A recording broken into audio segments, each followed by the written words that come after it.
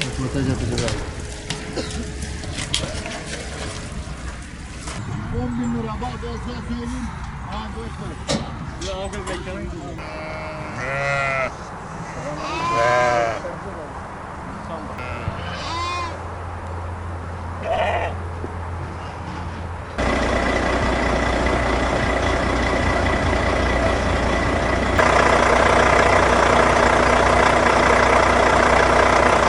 Evet, İzmir'e ilk defa geliyorum. Biz bu işi 10 yıldır yapıyorum. Benim de 4. senem oluyor. Biz buraya ilk defa geliyoruz kaynaklara. Malımızı satmaya, yani böyle iyi mal satmaya geldik.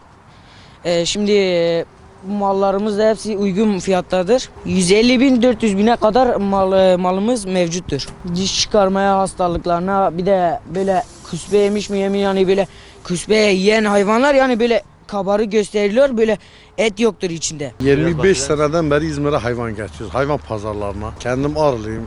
Doğduğumuzdan beri bu işin içindeyiz. Eyvallah, bu sene de hayırlısıyla gene geldik. Vallahi bizdeki fiyatlar. Şu anda en yükseği 300'den başlıyor. Bu küçükleri de var. 120, 130. Böyle fiyatlar değişik yani. Ya valla dişine kapaklı mıdır, değil midir? Bizim oralarda daha şu anda kışındır. Bazı bizim doğular geliyor, diyor ki yayla malı. Daha yaylım açılmamış ki kardeşim, bu yaylım malı diyorlar. Yani şimdi bu mal besi malıdır. Kapağına dikkat etmeler. Yaşlı mıdır, genç midir? En dikkatli şeyler onlardır. Kapak en önemlidir. Kurbanın zaten bir şeyi vardır. Bir kuralı vardır. Kapaklı mal olması lazım.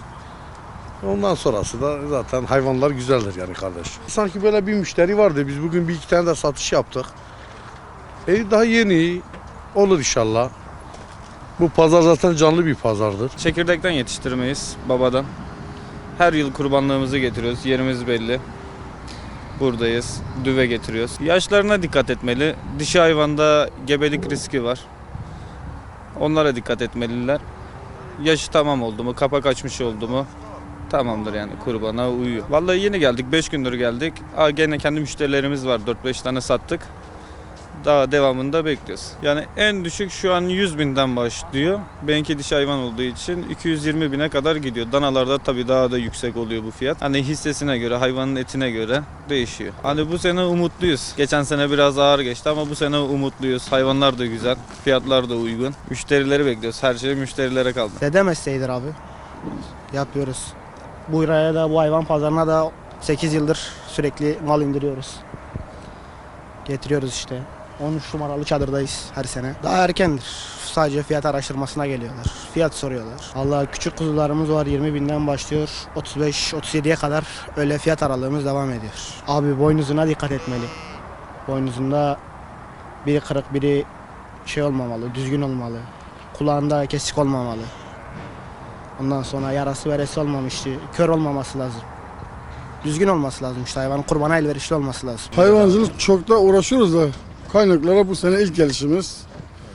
Kurbanları getirdik işte, gördüğün gibi herkes getirmiş. Yani çok da uğraşıyoruz. Zaten hep hayvancılık yapıyoruz. Hayatımız hayvancılıkla geçmiş yani. Özellikle büyükbaşa dişlerine dikkat etmelidir. Mesela hayvanın diş deşmesi, yani kapak diyorlar. Açmış mı açmamış mı, ona dikkat etmesi lazım. Bazı hayvanlar büyük diş açmamış. Büyük baş hayvan da kurbana gitmez. Ama koyun kuzu da öyle değil. Kuzu anayı geçti mi geçiyor yani. O sene yani dişe falan bakmıyor. Pazarı genelini sorsam en düşük 80 liraya da kurbanlıklar var ama ne biçim kurbanlıklar? 450'ye de var. Kurbanlık da var, kurbanlık asıl. Bunu işte millete anlatamazsın. Mesela bazıları geliyor hiç anlamıyor. İşte uzayıf falıyor. Yani hiç inan ki kesmeye değmiyor yani. İşte kurbanlık dedim böyle olacak. Yani böyle canlı hayvan olacak ki biraz dağıtarsın, fakir fukara, yani illa kurbanlık adına dolaba tıkayım diye hesabı yapmayalım yani. Şu anda yok.